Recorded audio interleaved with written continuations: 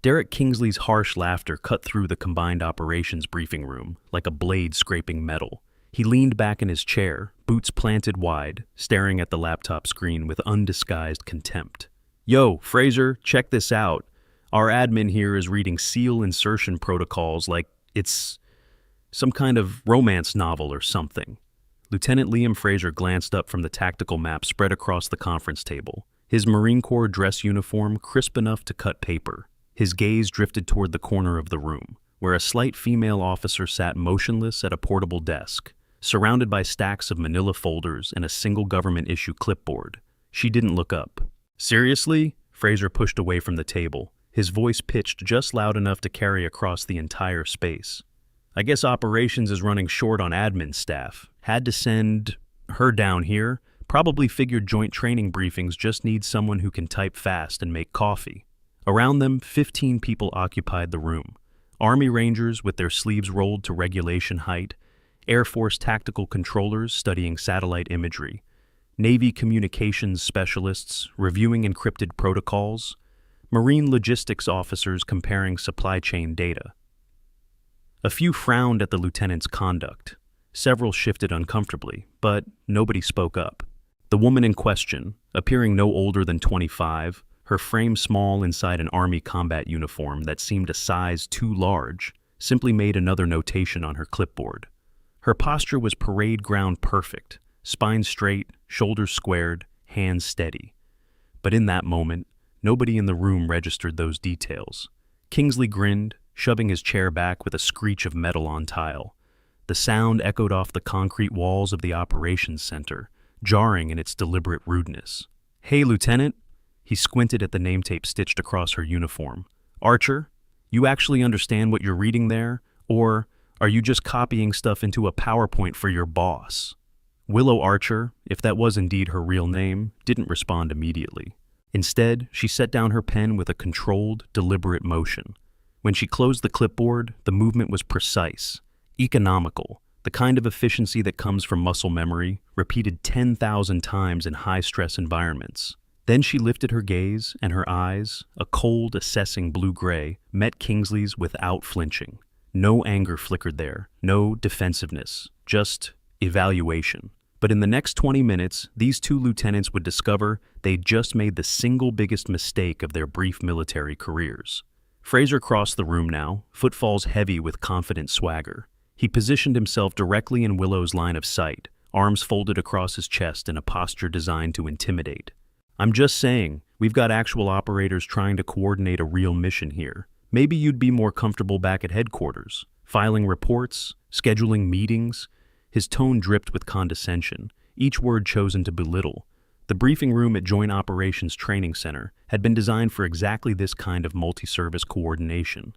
Flags from all four branches hung along one wall: Army, Navy, and Air Force Marines, silent witnesses to the interoperability doctrine that supposedly governed modern military operations. The space smelled of gun oil, strong coffee, and the peculiar electronic tang of too many encrypted devices running simultaneously. Outside the reinforced windows, Fort Bragg-style training facilities sprawled across North Carolina terrain, where the best of each branch came to learn how to work together. Except right now, two of those best were demonstrating the exact opposite of teamwork.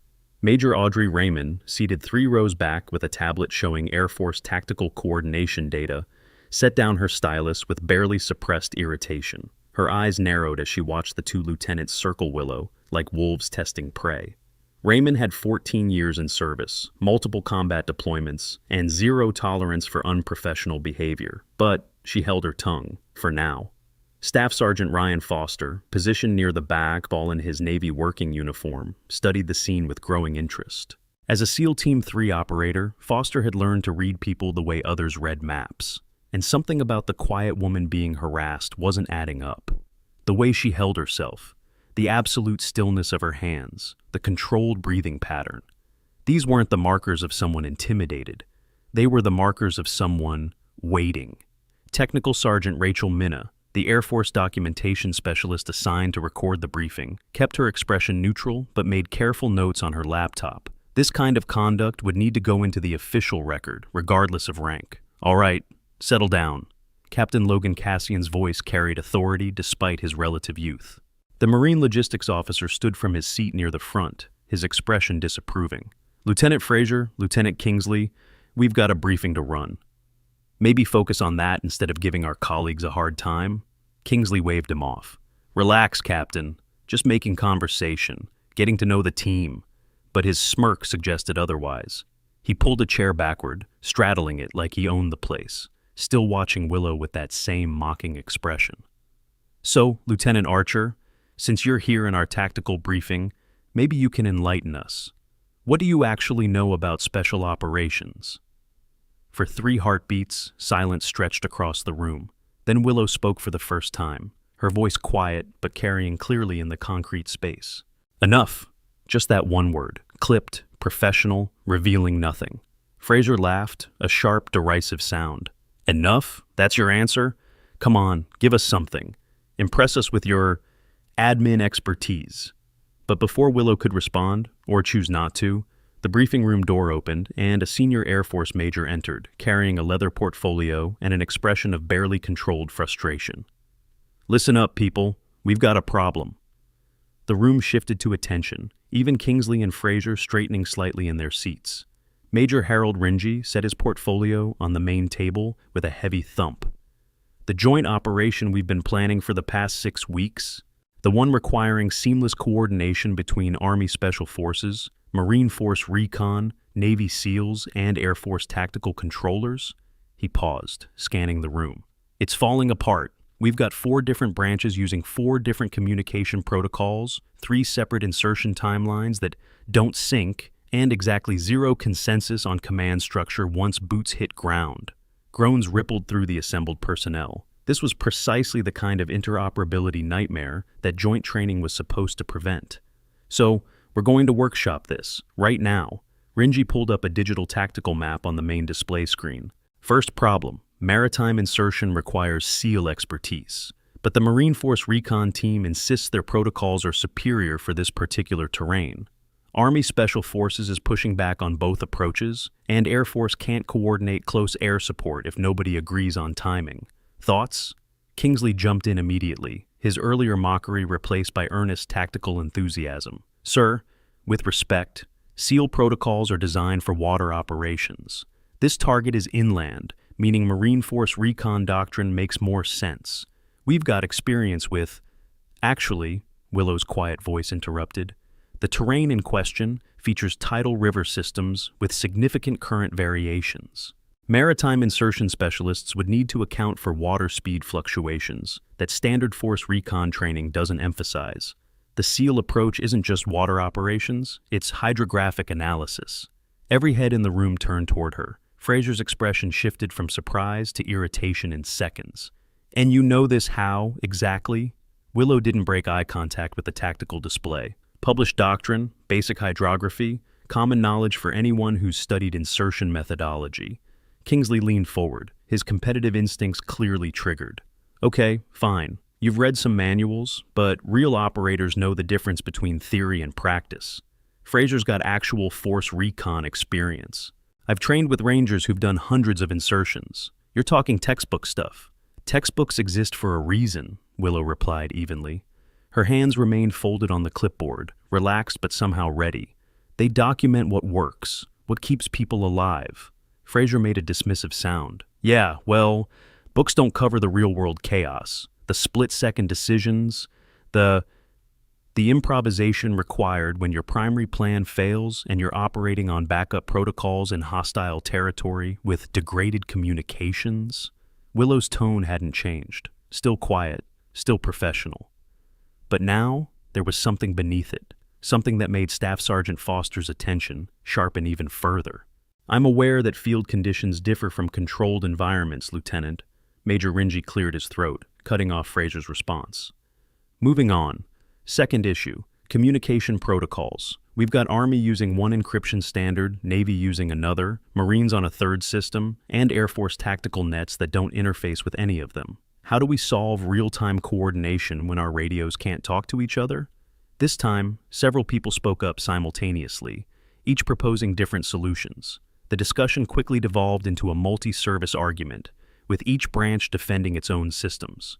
Willow waited until the voices died down, then spoke again. ANDVT. The room fell silent. Major Rinji tilted his head. Come again? Advanced Narrowband Digital Voice Terminal. It's the joint service standard specifically designed for cross-branch encrypted communication. Implementation requires coordination at the unit level, but the technology already exists, and most special operations teams have access. The issue isn't capability, it's willingness to adopt unified protocols. Kingsley stared at her. How do you know about ANDVT? That's not exactly common knowledge for... He trailed off, clearly catching himself before saying something even more dismissive.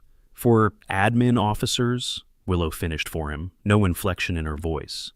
It's in the unclassified portions of Joint Operations documentation, available to anyone with appropriate clearance who bothers to read interoperability standards. Fraser's jaw tightened. The woman wasn't just defending herself. She was systematically demonstrating knowledge that contradicted every assumption he'd made about her, and doing it without raising her voice or showing any emotional response to their earlier mockery. Before we continue with what happens next in this briefing room, I need you to do something important. If you're enjoying this story of underestimation and hidden authority, hit that like button right now. It tells YouTube to share this with more people who appreciate stories about respect, competence, and the moment when arrogance meets reality. And subscribe to the channel. We tell stories about silent warriors, hidden operators, and the moment the truth comes out. Because what's about to unfold in this room will make you realize that rank isn't always visible on a uniform. Major Rinji nodded slowly, processing Willow's suggestion. ANDVT would work, assuming we can get unit buy-in, but that brings us to the third problem, command structure. In a joint operation with elements from multiple branches, who has tactical command? We can't have 4 separate chains of authority. Joint Special Operations Command has established protocols for exactly this scenario, Willow said, her tone remaining conversational, despite the technical complexity. The officer with highest relevant expertise for the specific mission phase assumes tactical control, with clear transition points defined during mission planning. It's not about rank, it's about capability matched to current objectives. Kingsley couldn't help himself. Okay, seriously, where are you getting this stuff? You talk like you've actually participated in joint operations planning. For the first time, something flickered across Willow's expression. Not anger, not defensiveness, something closer to amusement, but it vanished so quickly that most people in the room missed it entirely. I pay attention during briefings, Lieutenant. You'd be surprised what you learn when you listen more than you talk. The subtle rebuke landed with precision. Fraser's face flushed slightly, while several other officers in the room struggled to hide smirks. Captain Cassian allowed himself a small, approving nod. But Kingsley wasn't ready to let it go. His ego, already bruised by the quiet woman's demonstrated knowledge, pushed him toward escalation rather than retreat. You know what? Fine. You want to play tactical expert? Let's see how deep that knowledge actually goes. He stood, moving to the display screen and pulling up a satellite image. Explain the difference between HAHO and HALO insertion methodologies. And I don't want textbook definitions. I want operational considerations. The room tensed. This was no longer professional discourse. This was a challenge, a test designed to expose perceived incompetence. Willow regarded Kingsley for a long moment, then set down her clipboard with that same deliberate precision. When she stood, her movements carried an economy of motion that suggested complete control of her body in space. She approached the display screen, studying the satellite imagery. High-altitude high opening versus high-altitude low opening, she began, her voice taking on a clinical quality. HAHO allows longer horizontal distance from release point to target, up to 40 kilometers in favorable conditions, useful when aircraft can't penetrate hostile airspace. Jumpers deploy parachutes immediately after exit, navigate using GPS and visual reference, conduct airborne coordination. Primary risk? Extended time under canopy makes detection more likely. Weather vulnerability increases. Team dispersion can compromise landing zone cohesion. She gestured toward specific terrain features on the satellite image. HALO, conversely, minimizes time under canopy, free fall to lower altitude, typically 3,000 to 5,000 feet, before a deployment, reduces detection window, concentrates team landing, but requires aircraft to penetrate deeper into potentially hostile territory. Higher physiological stress from rapid altitude change, less time for in-flight navigation adjustment. Kingsley's expression had shifted from smug confidence to something resembling confusion. That's actually correct. But you missed the part about oxygen requirements. I didn't miss it, Willow replied calmly. I prioritized operational considerations over physiological logistics, since oxygen systems are standard equipment for any high-altitude insertion, regardless of opening methodology. The meaningful operational difference is tactical positioning versus detection risk, not supplemental breathing equipment. Fraser jumped in, unwilling to cede ground. Okay, but that's still theory. Real jumpers know there are a dozen other factors. Equipment failures, weather changes, hostile fire during descent. Wind shear at altitude can shift a Heiho team kilometers off course, if not compensated for real time, Willow interrupted, her voice still quiet, but now carrying an edge that made several people in the room sit up straighter. Emergency equipment failures during Halo freefall leave approximately 60 seconds for corrective action before impact becomes unsurvivable. Hostile fire during parachute descent requires immediate evasive maneuvering that can compromise landing zone accuracy by 20 to 30%. And severe weather, specifically thunderstorm activity or icing conditions above 15,000 feet, can scrub either insertion method entirely, requiring fallback to ground infiltration or postponement. The silence that followed was different from before, heavier, more uncertain. Staff Sergeant Foster, still positioned near the back wall, found his gaze drawn to Willow's hands. In the better lighting near the display screen, he could see something he'd missed earlier. The calluses on her palms weren't the soft tissue of someone who spent their career behind a desk. They were thick, hardened, positioned exactly where weapon grips would create friction over thousands of hours of training. His eyes narrowed. Those weren't admin hands. Major Audrey Raymond leaned forward slightly, her earlier irritation at the lieutenant's behavior now mixed with genuine curiosity. The woman being harassed clearly possessed knowledge that went far beyond what her apparent junior status suggested, which raised an obvious question. What was someone with that level of expertise doing in an assistant operations officer position at a training facility? Captain Cassian caught Raymond's eye across the room, and they shared a brief, meaningful look. Something wasn't adding up. But Kingsley, either oblivious to the shifting dynamics or too committed to his confrontational approach to back down, pressed harder. All right, fine. You've memorized the manual. Congratulations. But let me ask you something more specific. What's the effective range of the Barrett M82 in sustained counter-sniper operations, accounting for environmental factors? Which variant? Willow asked immediately. Kingsley blinked. What? Which Barrett variant? The M82A1, the M82A1M, or the M82A3? Because effective range varies based on barrel length, mounting systems, and optics integration. And environmental factors is vague. Are you asking about wind deflection, temperature effects on propellant performance, altitude impacts on ballistic trajectory, or humidity influence on powder burn rates? Fraser made a derisive sound. Oh, come on. There's no way you actually know the differences between M82A1, effective range approximately 1,800 meters under ideal conditions, Willow recited, her tone flat and precise. M82A1M features improved muzzle brake and mounting rail system, extends practical accuracy to 1,900 meters. M82A3 incorporates full Picatinny rail and quick detach barrel, maintains 1,800-meter effective range, but improves field maintenance efficiency. All variants fire .50 BMG, muzzle velocity approximately 2,800 feet per second, effective against light armored vehicles and personnel up to 2,000 meters with skilled marksmen and appropriate optics. She paused, tilting her head slightly. But you asked about sustained counter-sniper operations, which introduces different variables. Barrel heating after repeated firing decreases accuracy by up to 15% after 20 rounds. Spotter-shooter coordination becomes critical beyond 1,500 meters. Environmental factors at extended range, especially wind speed above 10 miles per hour, can shift point of impact by more than 3 feet at maximum effective distance. So the real answer to your question is, it depends on mission parameters, shooter proficiency, support assets, and acceptable accuracy standards. The room had gone completely silent. Even Major Rinji was staring at Willow with undisguised surprise. Kingsley's mouth opened, then closed. For the first time since the briefing began, he seemed genuinely at a loss for words. Fraser recovered first, but his voice had lost some of its earlier confidence. Lucky guess. You probably just read about it somewhere. I did read about it, Willow agreed, moving back toward her seat with that same economical grace. Reading is how people acquire knowledge, Lieutenant. You should try it sometime. The subtle burn drew quiet chuckles from several corners of the room. Technical Sergeant Minna didn't bother hiding her smile as she typed notes into her laptop.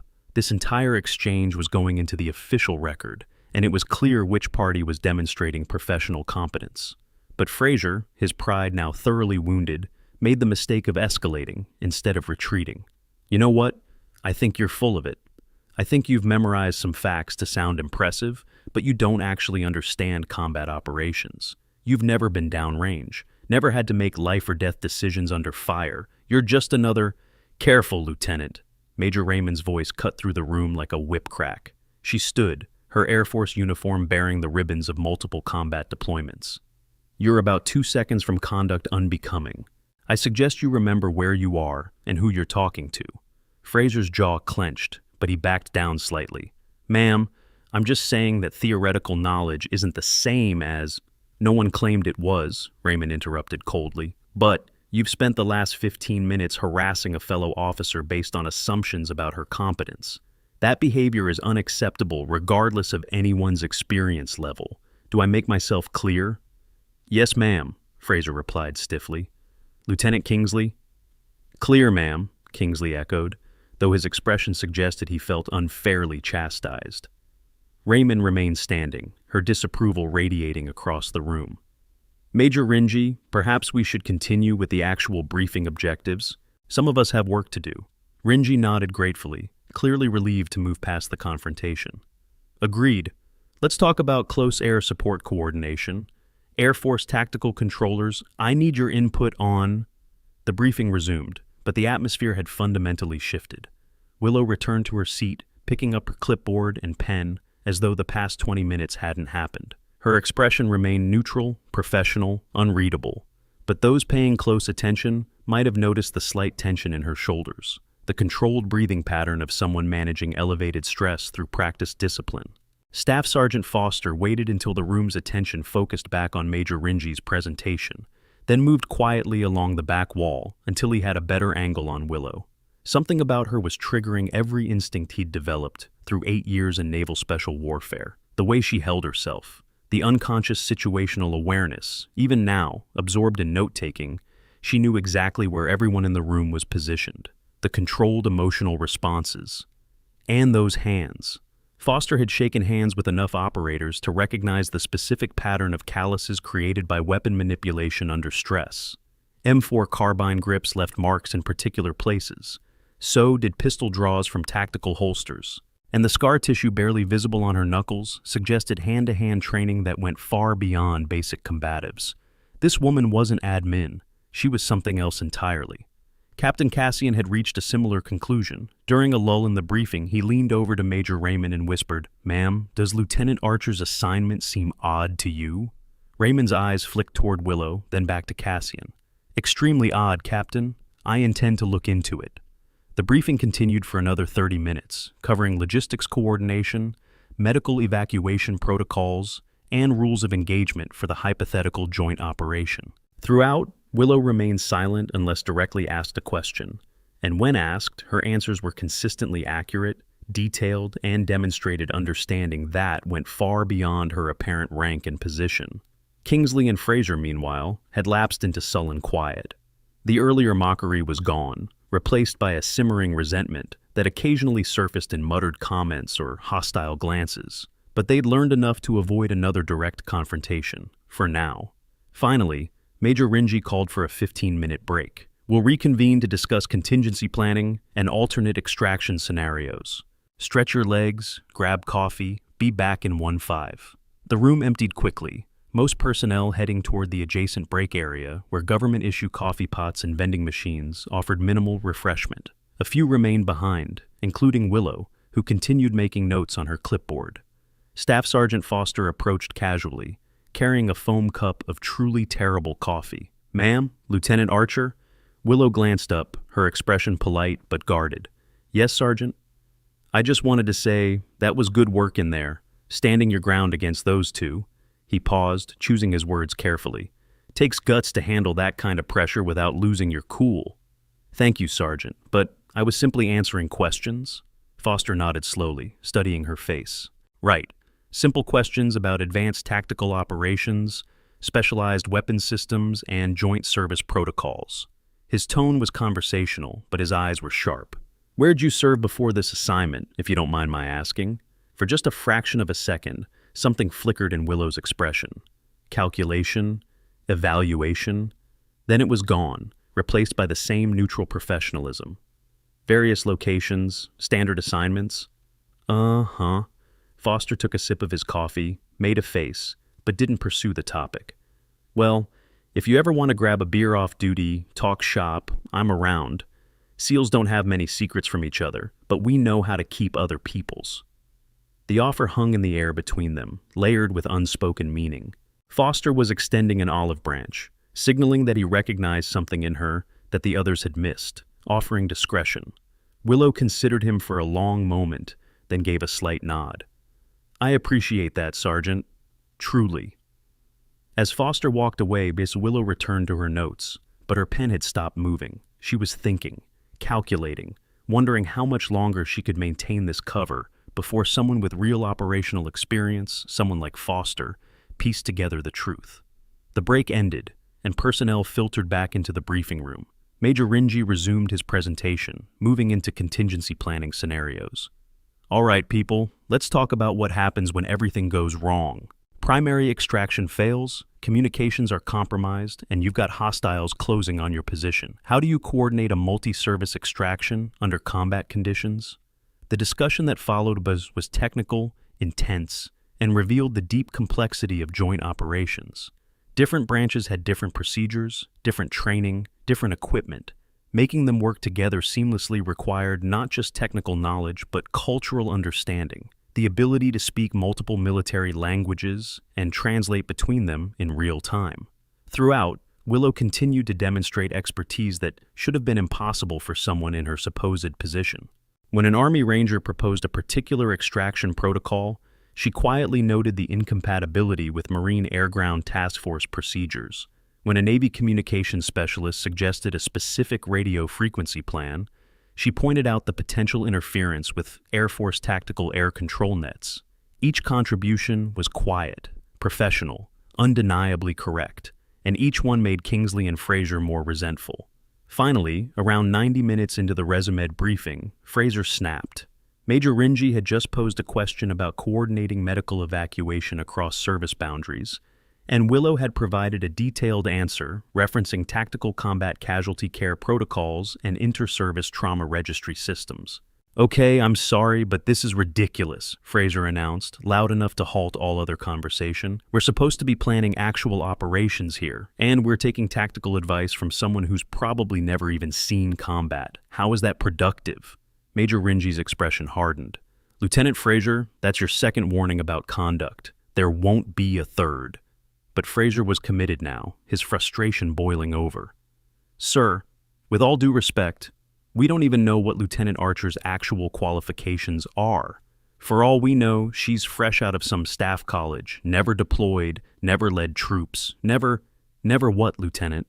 Willow's voice was still quiet, but something had changed in it.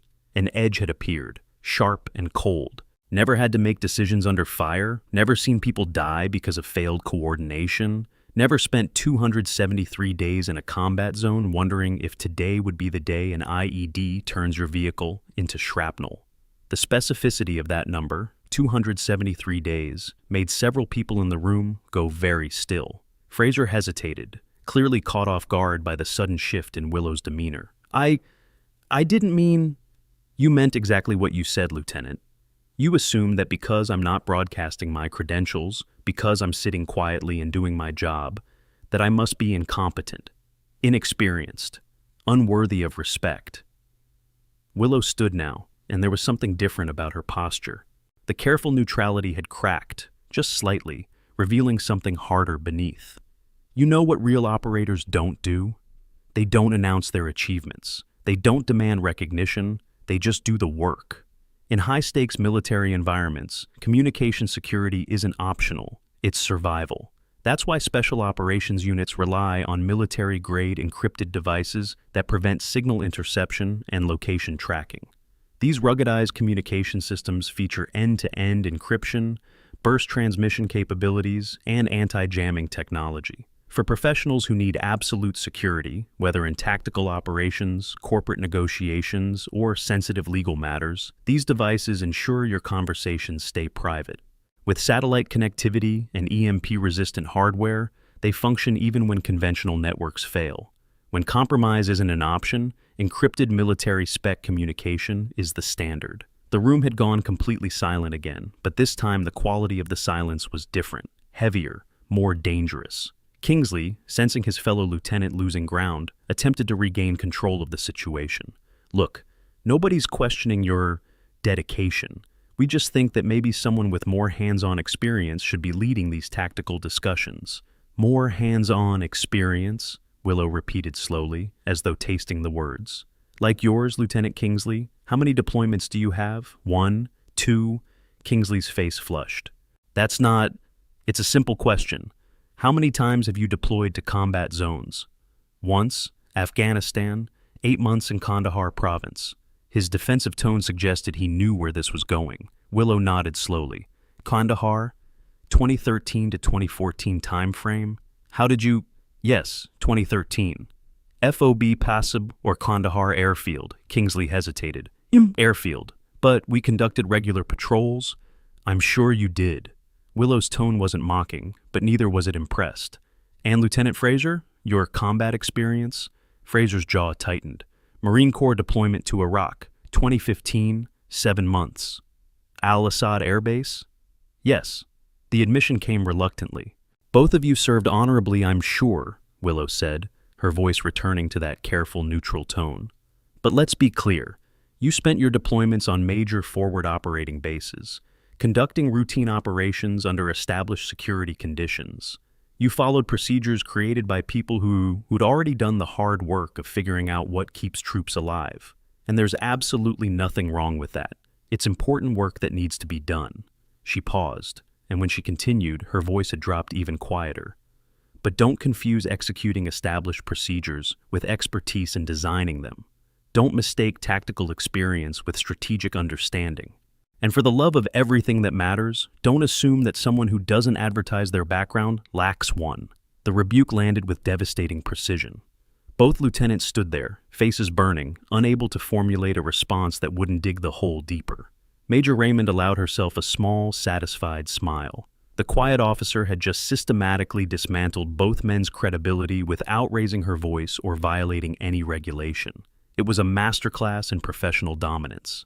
Captain Cassian leaned back in his chair, reassessing everything he thought he knew about Lieutenant Archer. That level of tactical knowledge combined with that level of emotional control suggested training that went far beyond standard officer development.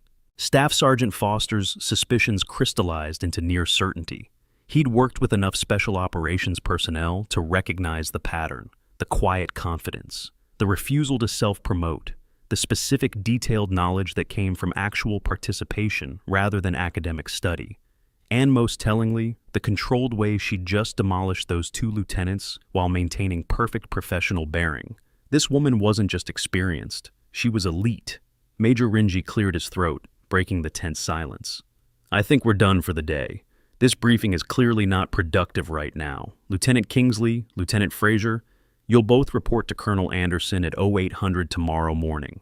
I'm documenting this incident in my after-action report, and I expect you will be receiving counseling on professional conduct. Sir, Kingsley began. Dismissed, Lieutenant, both of you. The 2 men gathered their materials in stiff silence, avoiding eye contact with everyone in the room.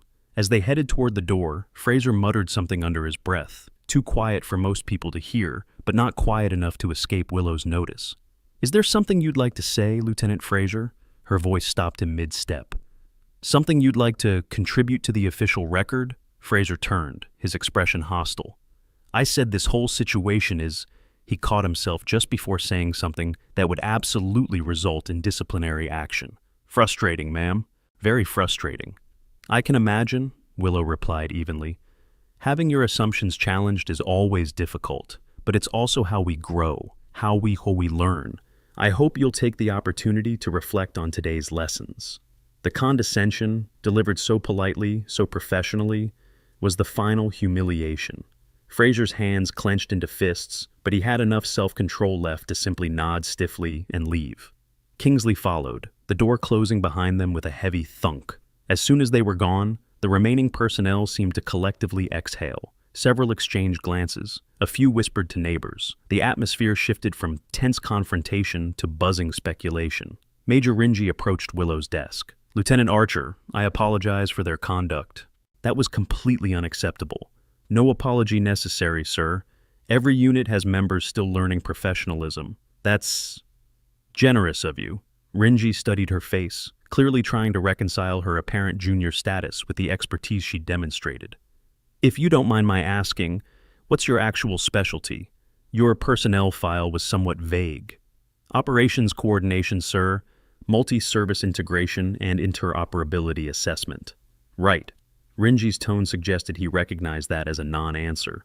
Well, your coordination skills are clearly exceptional. If you have time, I'd like to discuss some of the issues you raised about communication protocols, privately. Of course, sir. Happy to assist. As Rinji moved away to begin shutting down the display systems, Major Raymond approached. Lieutenant Archer, a word? Ma'am? Raymond gestured toward a quieter corner of the room. When they were relatively isolated, she spoke quietly. I'm going to ask you a direct question, and I'd appreciate an honest answer if you can give one. Are you actually assigned to this facility in an administrative capacity? Willow met her gaze steadily.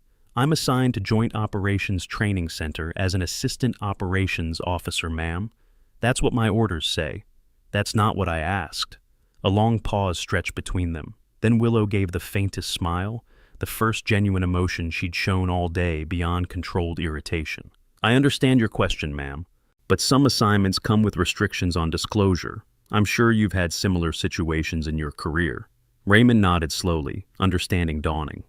I see. Well, Lieutenant, whoever you actually work for, they're lucky to have you. You handled that situation with more grace than I would have. Thank you, ma'am.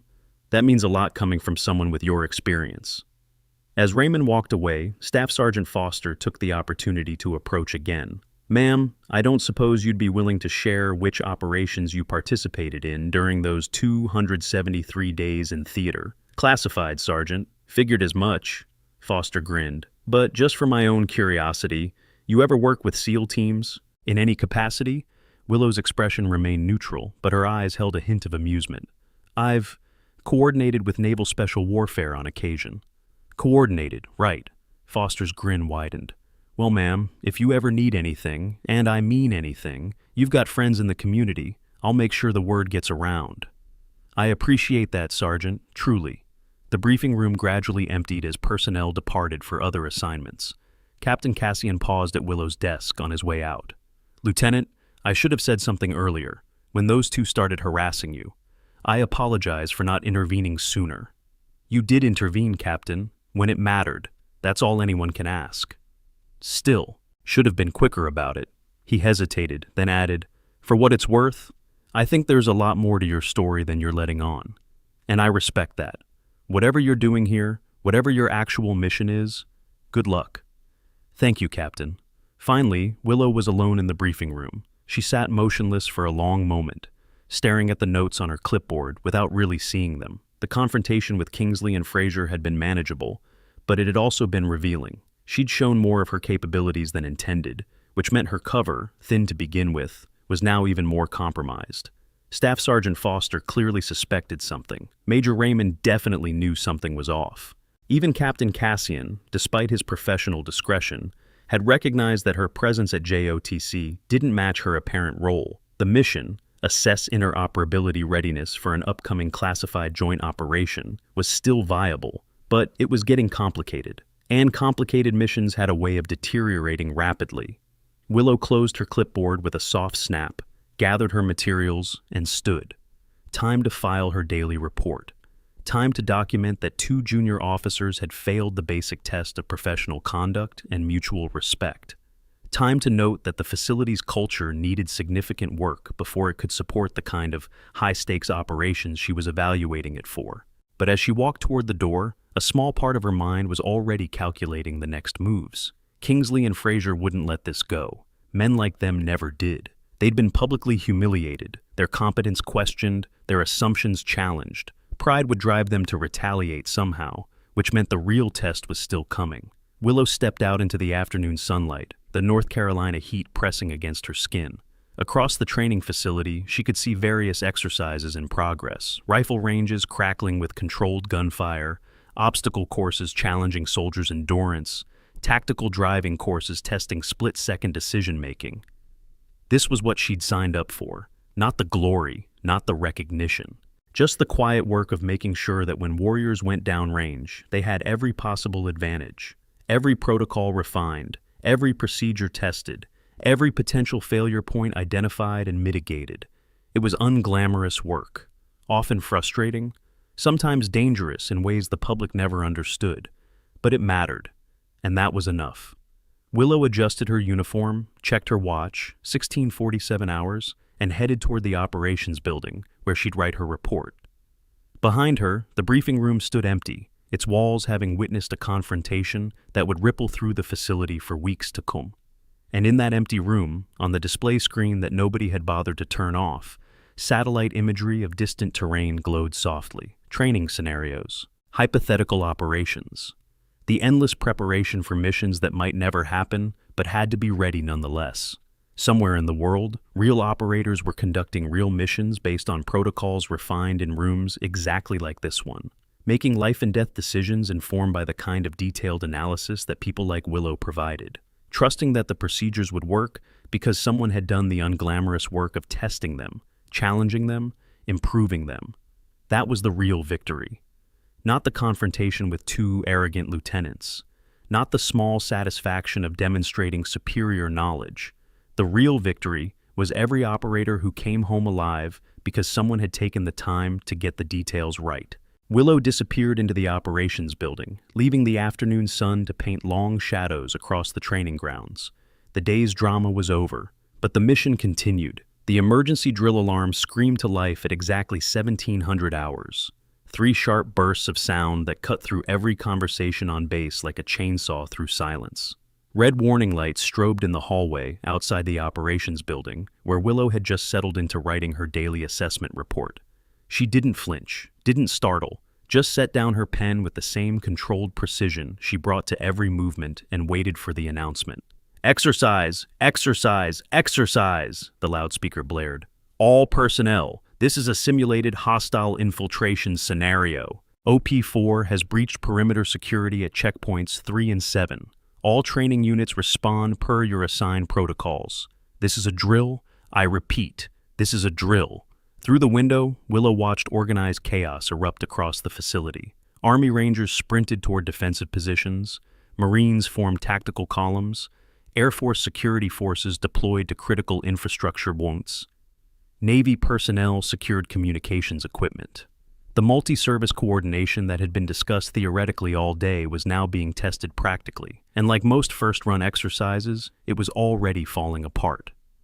Willow grabbed her clipboard and moved swiftly toward the Combined Operations Briefing Room, which was now serving as the drill command center. Inside, she found controlled pandemonium. Major Ringy stood at the main display, trying to track 4 different service responses simultaneously. Colonel Samuel Anderson, the senior Army officer she'd seen briefly earlier, had arrived and was attempting to impose order on the chaos. "Somebody get me a status update from Checkpoint 7, Anderson barked. "I need to know if OPFOR is simulating armored vehicles or just dismounted infantry." "Sir, Marine elements are requesting close air support but can't get through to the Air Force Tactical Controller," a junior officer reported. "Navy communications are saying their encrypted channel is being jammed by the exercise parameters," another voice called out.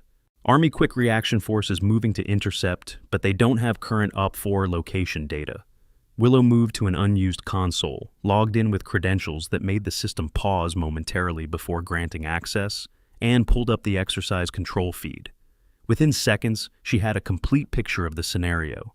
Simulated hostile forces advancing from two directions, each service branch responding independently with minimal coordination, communication breaking down across the joint force, and, most critically, nobody in unified tactical command.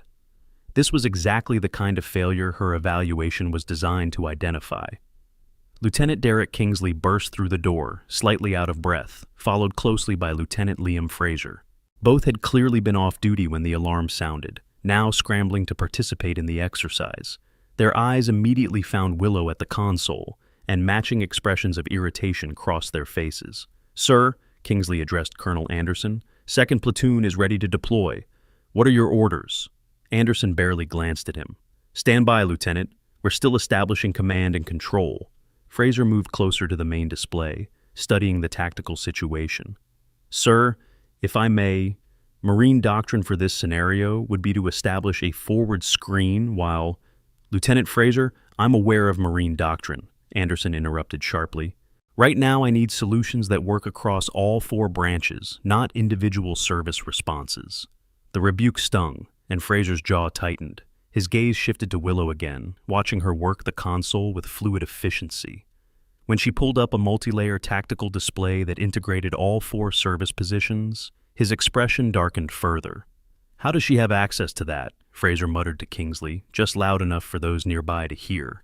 Willow ignored the comment, focusing instead on the problem at hand. The exercise scenario was accelerating. OP4 forces were now simulating a coordinated attack on the facility's communications center, which would cripple joint operations if destroyed. Response time was critical. "Colonel Anderson," Willow's quiet voice somehow carried through the chaos, "Sir, recommend immediate implementation of PACE communications protocol. Primary channel is compromised per exercise parameters, but alternate and contingency frequencies are still viable. Emergency channel provides last-ditch coordination." Anderson looked at her sharply. "Lieutenant Archer?" "Sir, PACE, primary, alternate, contingency, emergency. Standard Special Operations Protocol for maintaining communications under degraded conditions. If we shift all elements to alternate frequencies right now, we can restore coordination within 2 minutes." "Do it," Anderson ordered immediately. "Major Ringy, coordinate the frequency shift. Lieutenant Archer has tactical communications." Fraser's face flushed red. "Sir, with all due respect, shouldn't that responsibility go to someone with actual field experience?" "Lieutenant Fraser, are you questioning my judgment?" Anderson's voice dropped to a dangerous level. "No, sir, but—" "Then I suggest you make yourself useful elsewhere. Now!" Fraser retreated, but the resentment burning in his eyes was unmistakable. Kingsley placed a hand on his fellow lieutenant's shoulder, both of them watching Willow coordinate the communications shift with practiced ease. Within 90 seconds, all 4 service elements had successfully transitioned to alternate frequencies. Voice traffic resumed, coordination improved, and the joint response began to cohere into something resembling unified action. "Marines, this is command," Willow spoke into the tactical net with calm authority. "Shift your forward screen to grid 379er 423. OP4 is advancing from northwest, not north. Army elements will provide flank security. Army QRF, redirect to checkpoint 7. You have friendly forces already engaged. Recommend split element, half to reinforce, half to interdict 2nd OP4 column. Air Force, we need your tactical controller to coordinate with Marine Forward Air Controller. They're using different target identification systems. You'll need to translate between formats in real time. Navy, your communications team needs to establish a relay point for encrypted traffic. Current direct transmission is being simulated as jammed, but bounce relay through the alternate node will work. Each instruction was precise, professional, and exactly what was needed. The response across the joint force shifted from chaotic to coordinated within minutes. Personnel who had been operating blindly now had clear direction. The exercise scenario that had been spiraling toward failure suddenly stabilized. Colonel Anderson observed this transformation with growing interest. He'd been at JOTC for 2 years and had never seen a junior officer coordinate multi-service operations with this level of competence. Certainly not under pressure. Certainly not during their first major exercise. "Lieutenant Archer," Anderson said quietly, moving closer to her console, "where exactly did you learn joint tactical coordination?" Willow's fingers never stopped moving across the keyboard. "Various assignments, sir. You pick things up. You don't just pick up this level of proficiency." Before Willow could respond, the scenario escalated again. Exercise control injected a new complication: simulated casualties requiring medical evacuation, testing whether the joint force could coordinate case-evac procedures across service boundaries. "Multiple casualties reported at Checkpoint 7, the loudspeaker announced. "Exercise scenario includes 1 urgent surgical, 2 priority, 3 routine. Medical assets must coordinate for evacuation and treatment." The room tensed. This was where joint operations typically broke down completely.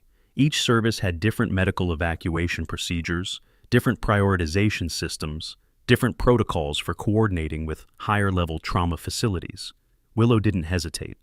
"Colonel Anderson, sir, recommend I take tactical command of CASEVAC coordination. This scenario requires someone who can speak all 4 service medical languages simultaneously." Anderson studied her for a long moment.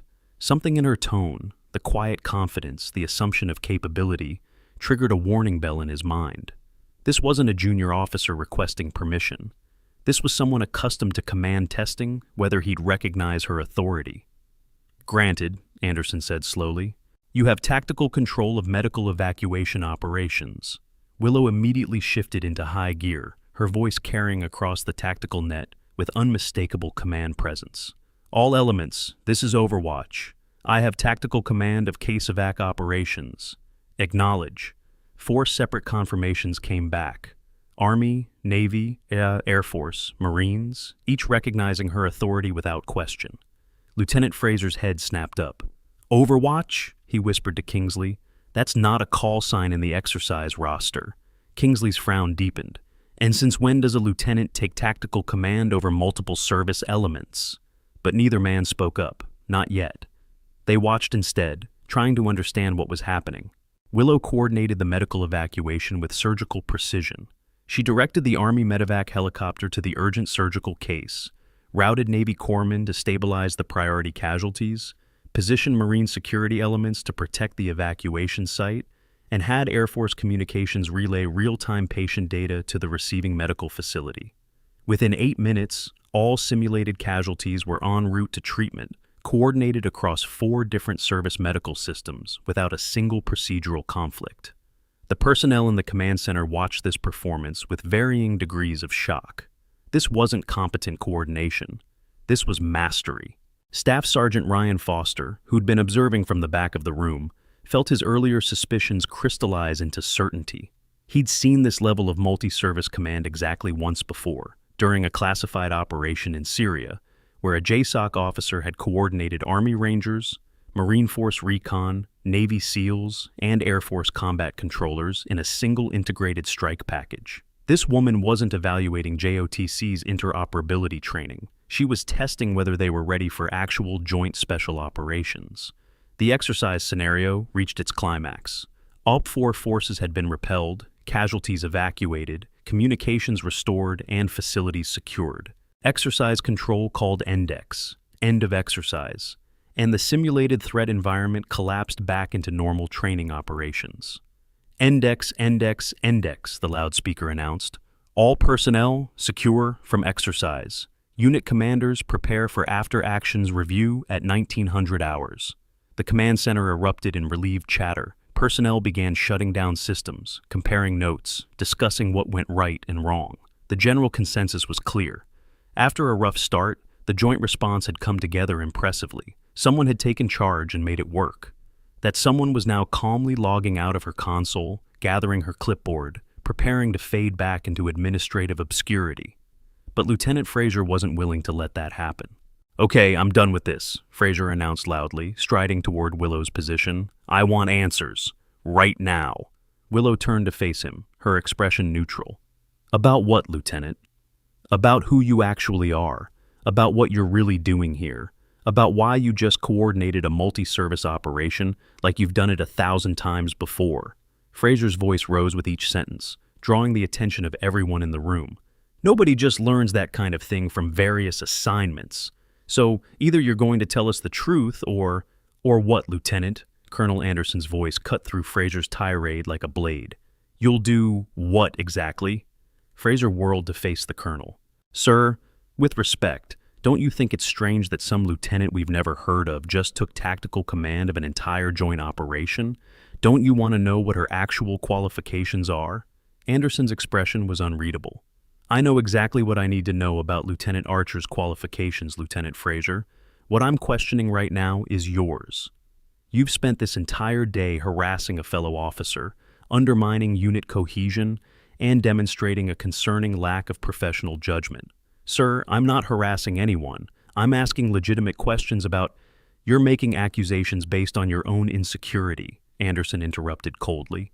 And you're doing it publicly, which makes it my problem. So, here's what's going to happen.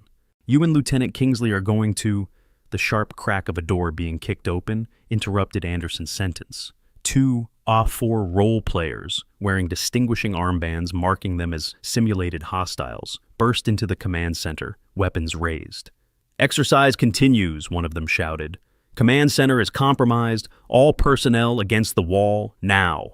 Confusion rippled through the room. Exercise control had called Endex. This wasn't supposed to be happening, but the OP4 personnel were clearly still in character, treating this as an ongoing scenario. Major Rinji moved toward the OP4 team leader. There's been a mistake. Exercise control called Endex 5 minutes ago.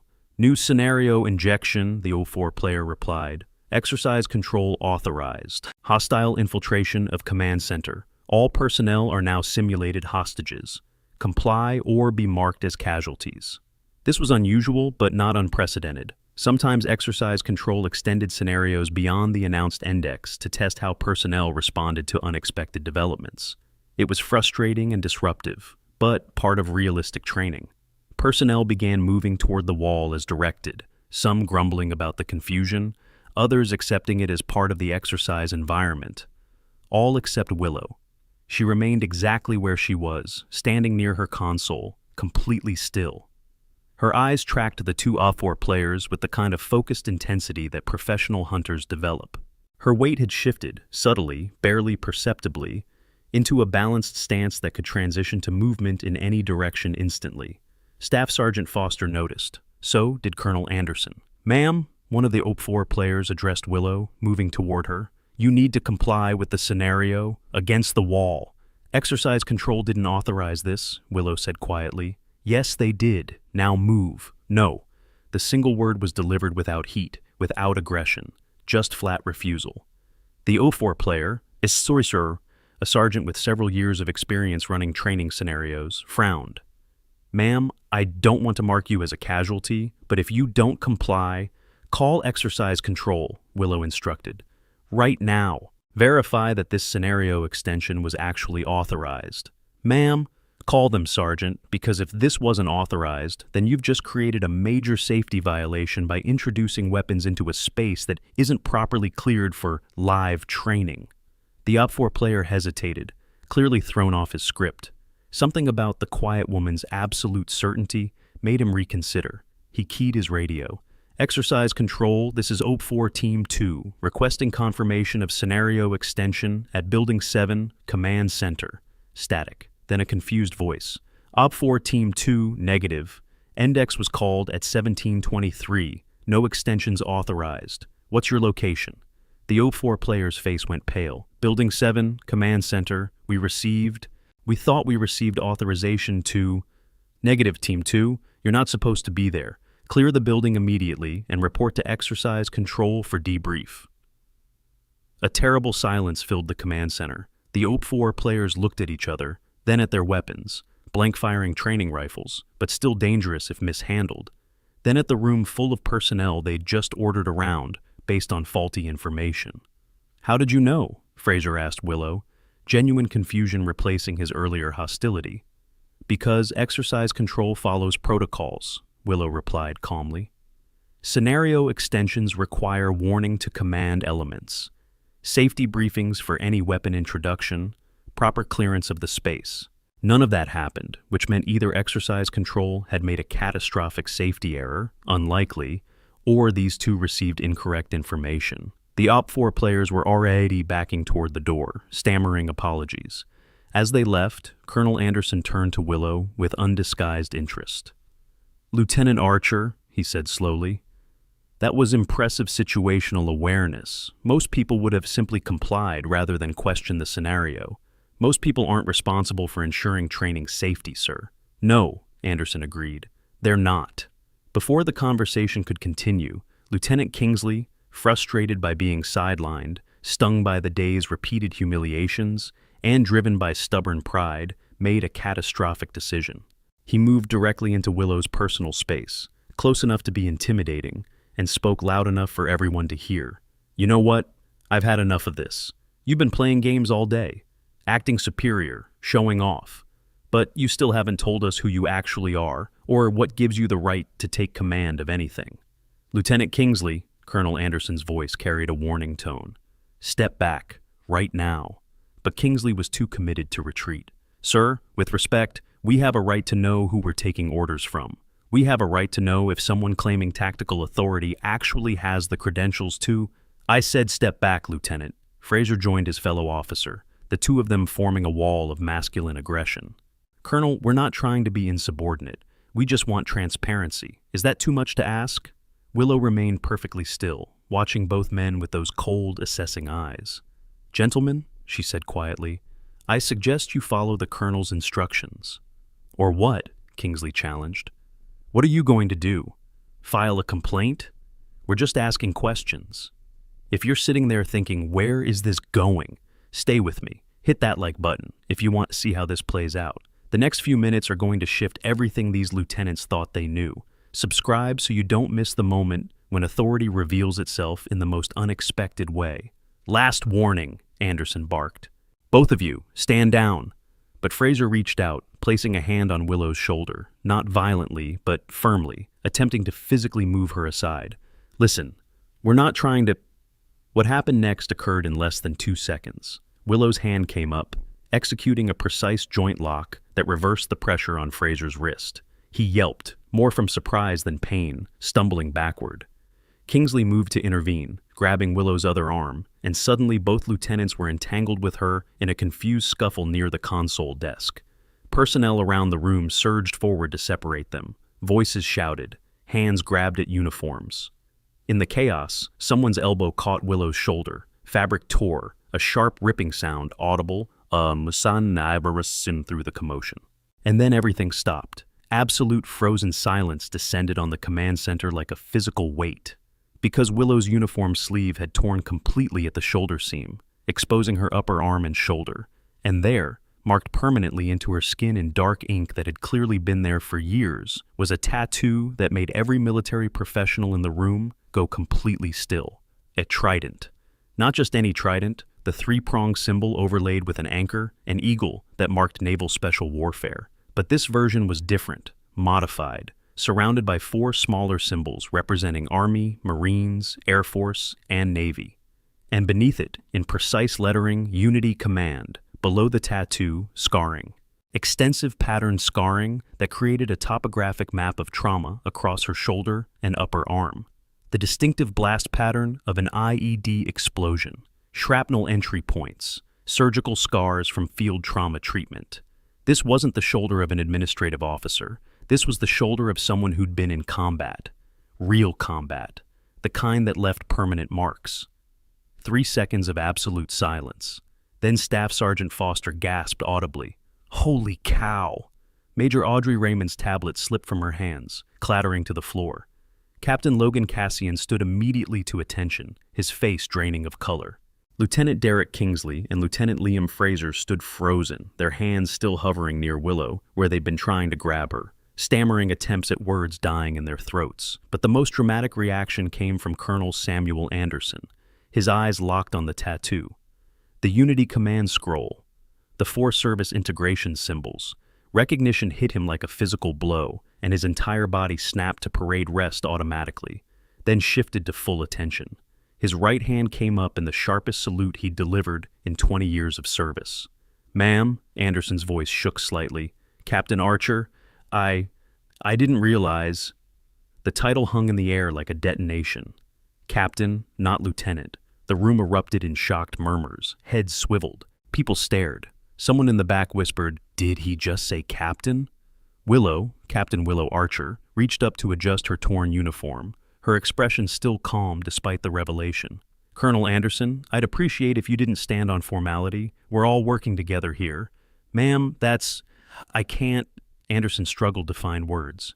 "That tattoo, Unity Command, that's a JSOC designation, Joint Special Operations Command Integration Officer. You're not assigned here as admin. You're conducting an evaluation, Colonel." "Yes." Willow's voice remained quiet, but now the authority behind it was unmistakable. "This facility is being assessed for readiness to support classified joint operations. My role was to observe how personnel interact across service boundaries under normal conditions." She glanced at Kingsley and Fraser, both of whom looked like they were about to be sick. "Unfortunately," Willow continued, "normal conditions have revealed some significant cultural problems that will need to be addressed before this facility can be certified for the kind of high-risk operations my command is planning." Major Rinji pulled out his phone with shaking hands, accessing personnel databases. His face went white as he read. "Captain Willow Archer, JSOC Operations Officer, Joint Forces Authority Designation, reports directly to Special Operations Command. Security clearance level..." "Oh my God, that's SCI with special access programs." The information rippled through the room like a shockwave. Personnel pulled out their own devices, searching databases, confirming the impossible truth. The quiet woman they had watched being harassed all day wasn't a junior officer. She was one of the most senior special operations coordinators in the entire military. Technical Sergeant Rachel Minna sat motionless, her hands frozen over her laptop keyboard. Every word of today's confrontations was documented in her notes. Every insult, every dismissive comment, every moment of harassment directed at an officer who could literally command operations across all 4 service branches. Staff Sergeant Foster approached slowly, coming to attention and rendering a sharp salute. "Ma'am, Staff Sergeant Ryan Foster, SEAL Team 3. It's an honor, a genuine honor." Willow returned the salute precisely. "At ease, Sergeant. You were in Kandahar Province during the winter of 2018, weren't you?" Foster's eyes widened. "Yes, ma'am. How did you..." "The Helmand Province extraction operation.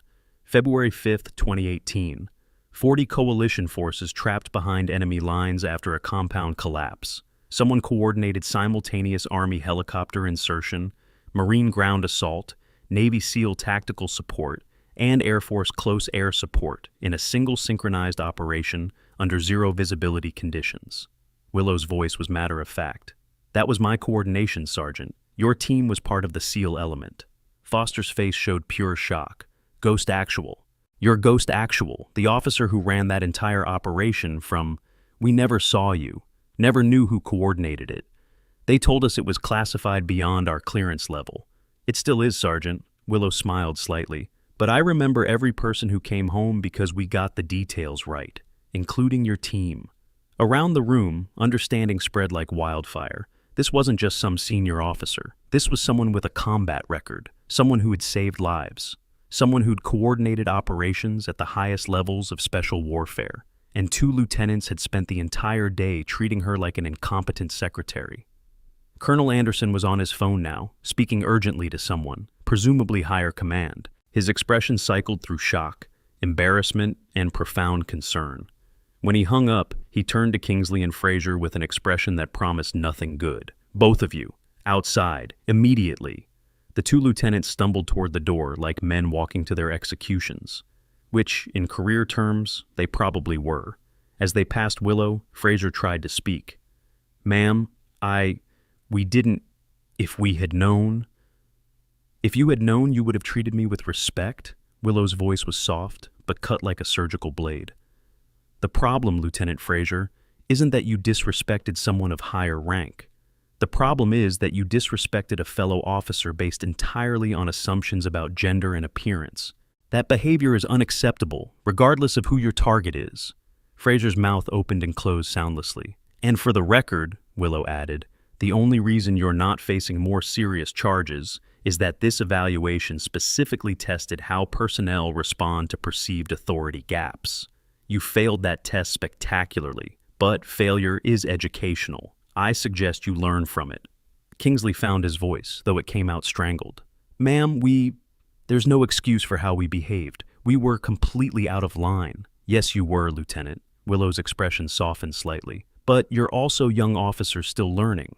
The question is whether you learn from this or let it define you. I hope you choose the former. Colonel Anderson physically stepped between his failed lieutenants and Captain Archer. Ma'am, I cannot apologize enough for the conduct you experienced today. This is unacceptable at every level, and I take full responsibility for the culture that allowed it. Colonel, you intervened appropriately when the situation escalated, Willow replied. Nobody expects perfect behavior from every individual. What matters is how leadership responds to problems. You responded correctly. That's generous, ma'am. More generous than the situation warrants. Perhaps. Willow's gaze swept across the room, taking in every face, every expression of shock and dawning understanding.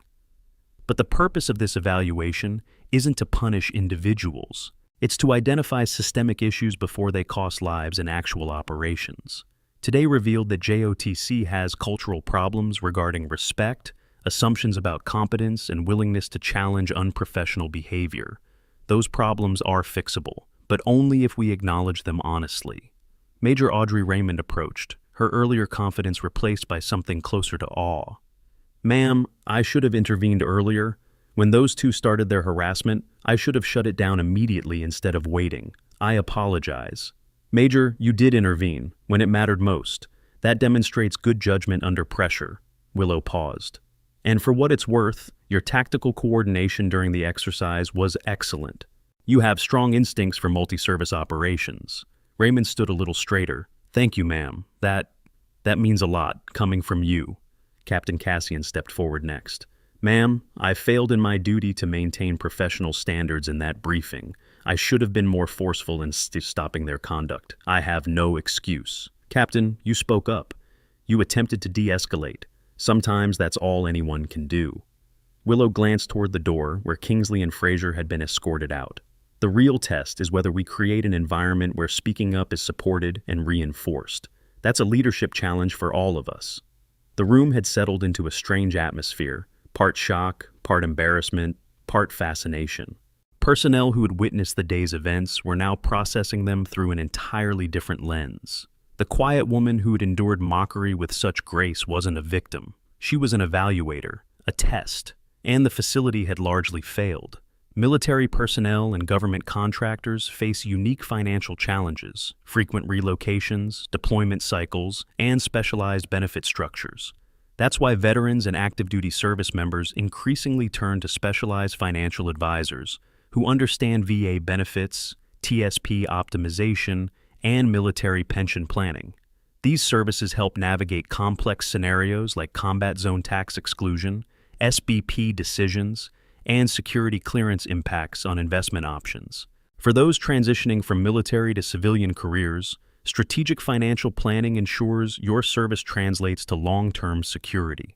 Whether managing hazard pay, understanding TRICARE supplements, or planning post-service income streams, specialized military financial services provide the expertise you've earned. Colonel Anderson returned to the command center after ensuring Kingsley and Fraser were secured in a separate office under watch. His expression was grim. Ma'am, I've contacted the facility commander. General Morris is en route. He'll want to speak with you directly about today's events and their implications for your evaluation. Understood, Colonel. Willow checked her watch, 1832 hours. I'll need to complete my incident report before he arrives. Of course. Ma'am, if I may ask, how much of today's confrontation was planned as part of your evaluation? None of it was planned, Colonel. I was genuinely here to observe normal operations and assess readiness. The harassment wasn't anticipated. It was simply revealing. Willow's expression turned thoughtful. Sometimes the most valuable intelligence comes from unscripted moments. People reveal their true character when they think nobody important is watching. Anderson nodded slowly. And your conclusion about JOTC's readiness? Needs significant cultural improvement, before this facility can support the kind of operations I'm evaluating it for. Willow's tone was professional but firm.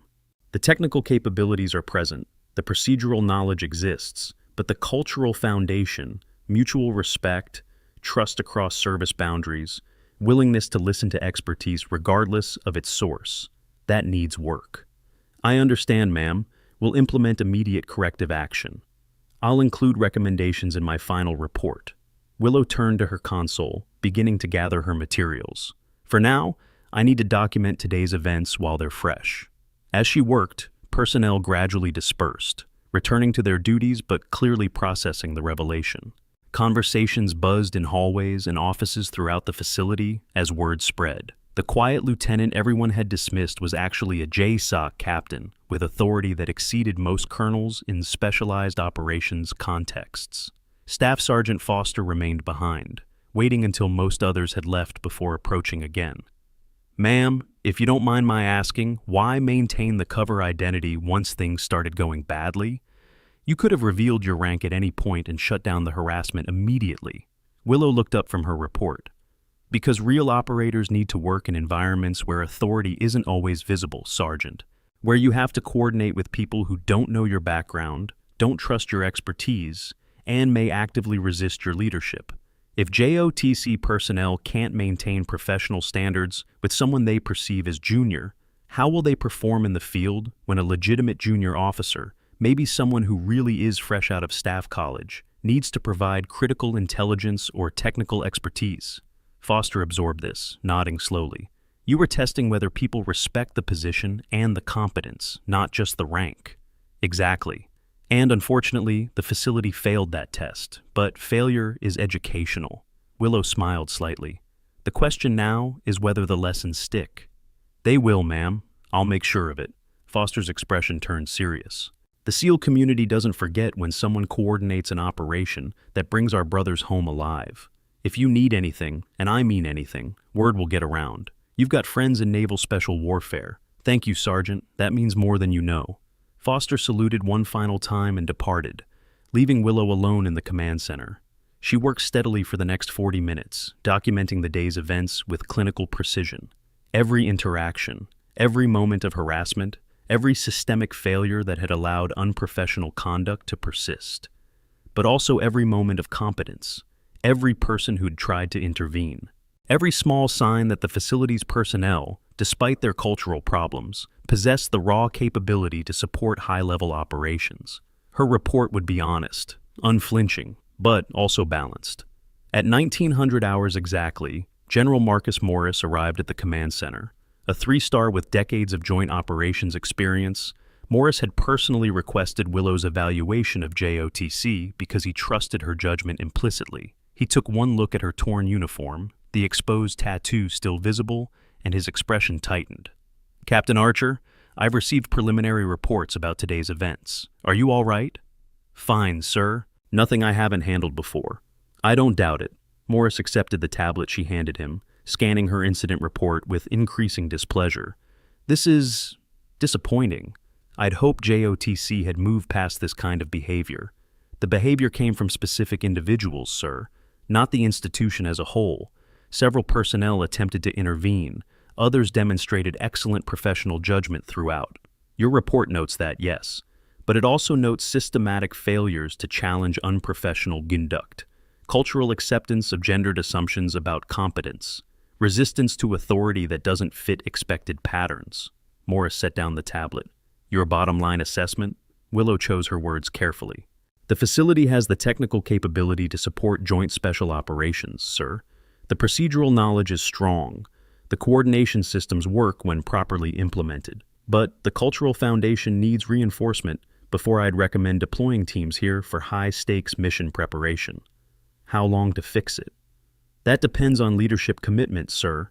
Immediate policy changes, mandatory training, and visible consequences for violations. Maybe 3 months to establish new norms. 6 months to verify they're holding under pressure. Morris considered this. The operation we're planning can't wait 6 months. No, sir. Which means you'll need to make a decision about acceptable risk. Or find an alternate facility. Also an option, sir. Morris paced the length of the command center, thinking through implications. Finally, he turned back to Willow. Your recommendation, if you were in my position, what would you do? Split the difference, sir. Use JOTC for technical training and procedural coordination. They're excellent at that. But conduct the cultural sensitive portions, team integration, trust building, stress testing of command relationships, at a facility with proven track record, maybe Bragg or Dam Neck. That fragments the training pipeline. Yes, sir. But it mitigates the risk of cultural friction, compromising team cohesion during actual operations. Willow pulled up a map on the console. The mission you're planning requires absolute trust across service boundaries. Zero hesitation when non-standard authority structures emerge. Complete confidence in expertise regardless of source. JOTC can get you 80% there. For the final 20%, the part that makes or breaks high-risk operations, you need environment that's already proven it can handle exactly these challenges. Morris studied the map, then nodded slowly. I hate splitting pipelines, but I hate failed operations more. He looked at Willow with undisguised respect. You're absolutely right. We'll use JOTC for what they're good at and supplement elsewhere for the cultural components. Thank you, sir. Don't thank me. You're the one who identified the problem before it cost lives. Morris's expression hardened. What about the two lieutenants, the ones who harassed you? Recommend Article 15 proceedings, sir.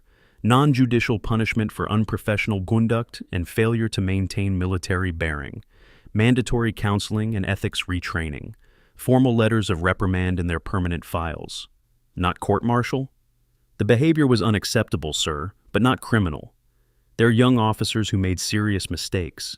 The question is whether we use this as a teaching moment or end their careers. I advocate for the former. Morris raised an eyebrow.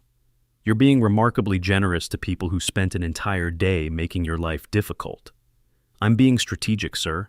Destroying careers over recoverable mistakes doesn't serve the institution, but creating consequences severe enough to ensure lessons stick and visible enough to deter others, that serves everyone.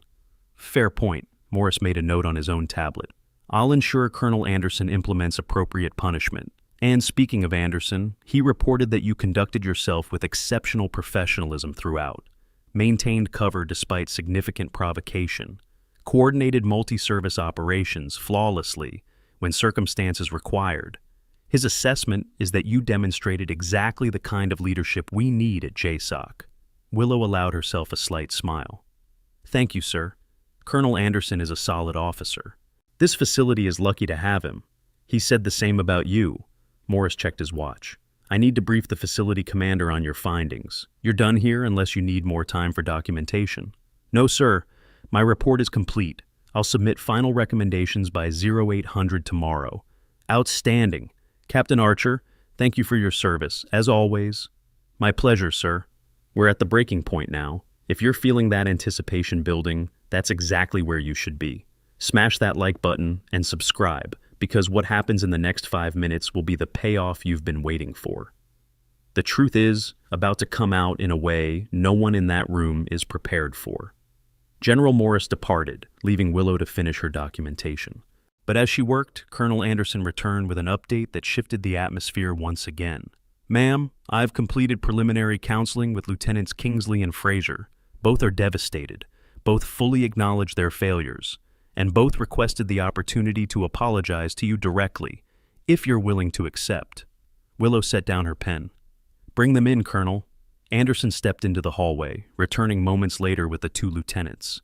They looked wrecked, faces pale, shoulders slumped, eyes red-rimmed. The swagger and arrogance from earlier had evaporated completely, replaced by genuine shame.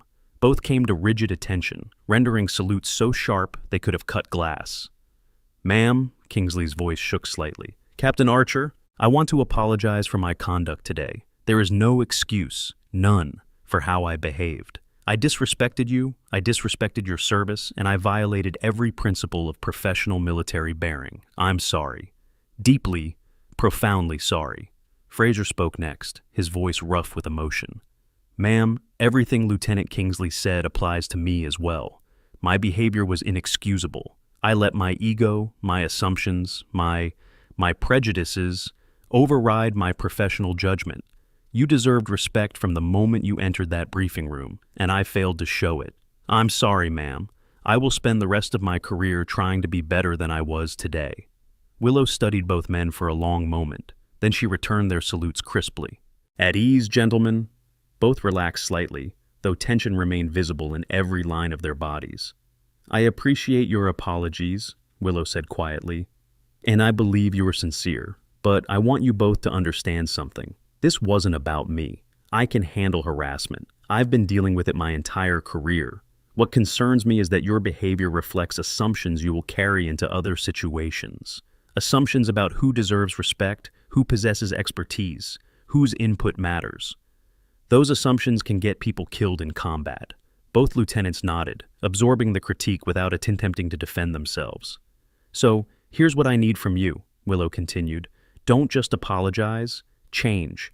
Examine the assumptions that led to today's failures. Challenge your own biases. And most importantly, when you see similar behavior in others, speak up. Intervene. Be the leader you wish you'd been today." "Yes, ma'am," they responded in unison. "You both have potential. I saw that in moments throughout the day when you weren't busy trying to prove something.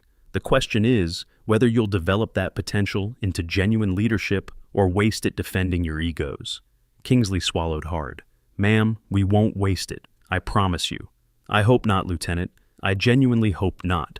Fraser hesitated, then asked quietly, "Ma'am, is there anything we can do? Any way to, I don't know, make this right?" "Learn from it," Willow replied simply. "And when you're senior officers someday, when younger troops look to you for examples of how to behave, remember this day. Remember how it feels to be on the wrong side of professional conduct, and make sure the next generation does better." "We will, ma'am. I swear it," Willow nodded. "Dismissed, gentlemen, and good luck with your careers."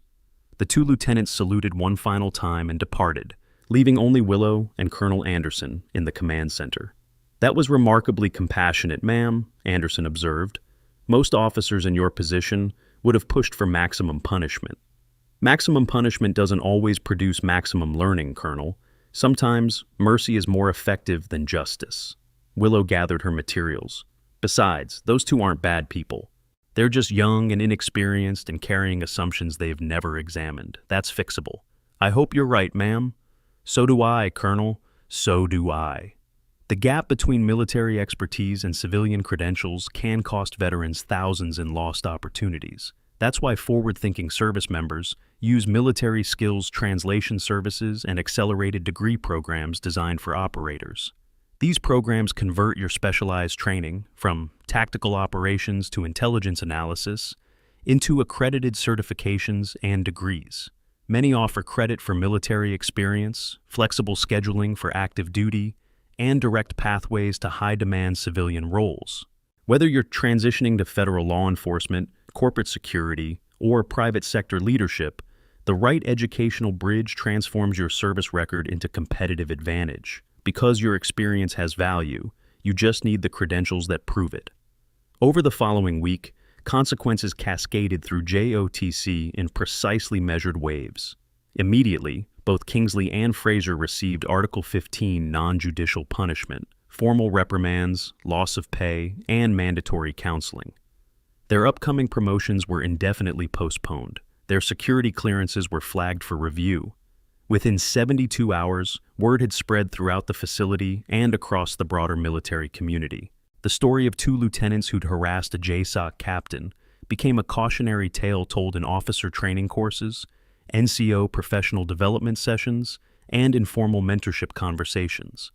"Don't be like Kingsley and Fraser" became shorthand for avoiding assumptions about competence based on appearance. By week's end, Colonel Anderson had implemented new anti-harassment protocols, mandatory bias training for all personnel, and clear reporting procedures for professional conduct violations. Major Ringy established oversight mechanisms to ensure compliance.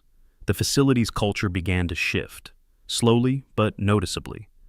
Personnel started challenging inappropriate comments more quickly. Senior leaders demonstrated zero tolerance for gendered assumptions about capability. The change wasn't complete, but momentum was building. Captain Cassian received a commendation for his attempts to intervene during the initial confrontation, along with coaching on being more assertive when witnessing violations. Major Raymond was noted for sustained professional excellence and offered opportunities to lead cross-service training initiatives. Staff Sergeant Foster became an informal ambassador, sharing Willow's story with other special operations personnel as an example of quiet professionalism under pressure. Technical Sergeant Minna's documentation of the events became a case study in professional conduct training, showing both what not to do and how to properly respond to violations. Throughout the week, Willow completed her evaluation, submitted comprehensive recommendations, and prepared to move on to her next assignment. But on the 7th day, as she packed her few belongings from the temporary quarters she'd occupied during the assessment, her encrypted phone vibrated with an unusual ringtone. Mission-specific, classified, urgent. She answered immediately. "Archer?"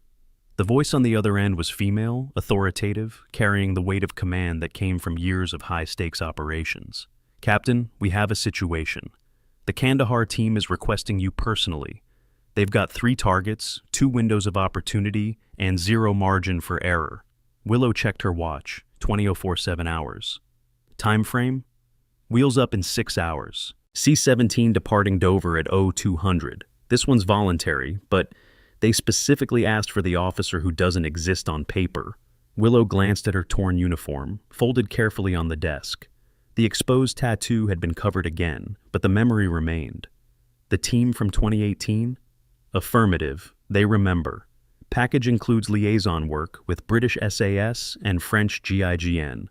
Full Joint Forces authorization required. Multinational, multi-service, high-complexity operation. Background noise on the call included Arabic chatter and the distinctive thump of helicopter rotors. Active theater, real-world conditions. 3 targets, 2 windows, Willow repeated, processing the tactical implications. Simultaneous or sequential. Sequential with overlap potential. Primary target moves as at 0430 local. Secondary 12 hours later. Tertiary, dependent on primary results. Intel confidence is moderate, 60 to 70%, which is why they want someone who can coordinate adaptive responses in real time. Willow moved to her gear bag, always packed, always ready, and verified contents. Body armor, communications equipment, medical supplies, documentation for 6 different cover identities, everything she might need for rapid deployment into uncertain conditions. "Asset availability?" she asked. "British have an SAS squadron on standby. French GIGN team is already in-country conducting parallel operations. American forces include Delta, Rangers, and SEAL elements. Air Force has AC-130 on station for close air support. You would be coordinating approximately 80 personnel across 4 national forces. Rules of engagement, standard counterterrorism protocols, minimize collateral damage, verify targets before engagement, priority on capture over kill when feasible." Willow made her decision in less than 3 seconds. "Tell them Ghost Actual is inbound, and remind them, I don't do easy." If that moment hit you the way it hit everyone in that briefing room, show it with a like. And here's the thing. This story isn't over. There's more to Captain Archer's background, more about that phone call, more about what JSOC has planned. Subscribe and turn on notifications so you catch the next chapter.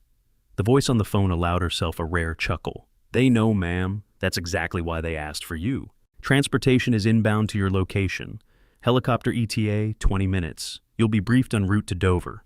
Understood? Archer out." She disconnected, then immediately began final preparations. Her evaluation report for JOTC was already submitted. Her temporary quarters were already cleared. Within 12 minutes, she was standing outside the operations building in full deployment kit, watching the night sky for incoming rotary wing aircraft.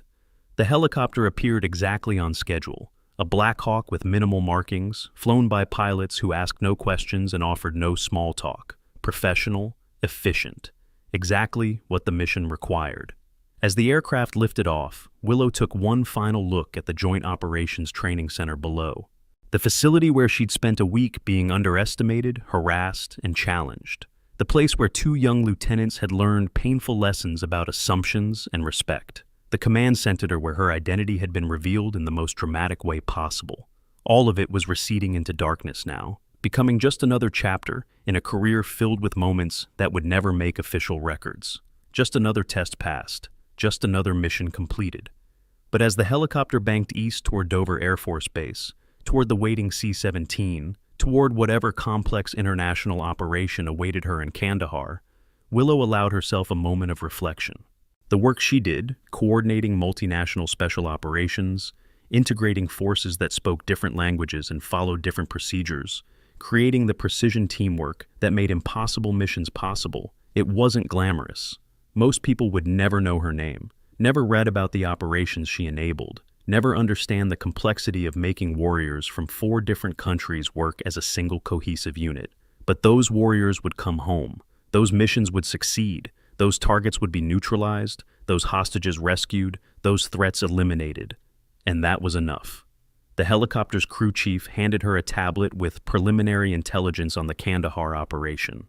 She studied it methodically, already building mental models of how to coordinate British special forces with American Delta operators, how to integrate French tactical approaches with U.S. procedures, how to ensure that 80 different personalities with 80 different training backgrounds could function as one unified force. 3 targets, 2 windows, 0 margin for error. Exactly the kind of challenge she'd spent her entire career preparing for. Far below, at JOTC, Lieutenant Derek Kingsley sat in his quarters writing a letter to his sister, explaining his mistakes, describing his humiliation, committing to being better. The letter would never be sent, some things were too personal to share, but the act of writing it helped him process the hardest lesson he'd ever learned.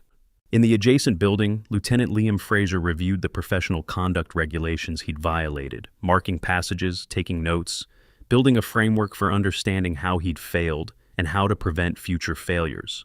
He wouldn't sleep that night, wouldn't eat, would just study and think, and gradually reconstruct his understanding of what it meant to be a leader. Both men had been humiliated. Both had failed spectacularly, but both were learning, growing, changing.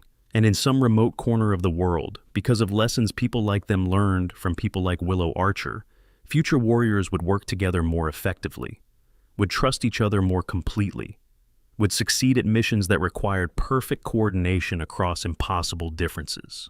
The Black Hawk's turbines roared through the night sky, carrying Captain Willow Archer toward her next assignment, toward the team that remembered her from Kandahar, toward 3 targets and 2 windows and the kind of operation that existed only in classified briefings and encrypted communications. Her phone buzzed one final time, a message from Staff Sergeant Ryan Foster. "Ma'am, heard your wheels up for something classified. Whatever it is, bring them home safe. SEAL community is counting on you. We always do." Willow typed a brief response. "That's the mission, Sergeant. Always has been." She pocketed the phone, closed her eyes, and allowed herself 60 seconds of rest before beginning the deep operational planning that would occupy her for the next 6 hours of flight time. Because somewhere in Kandahar, a team of warriors was waiting for the one officer who could coordinate their impossible mission, the officer who didn't announce her credentials, who didn't demand recognition, who just did the work.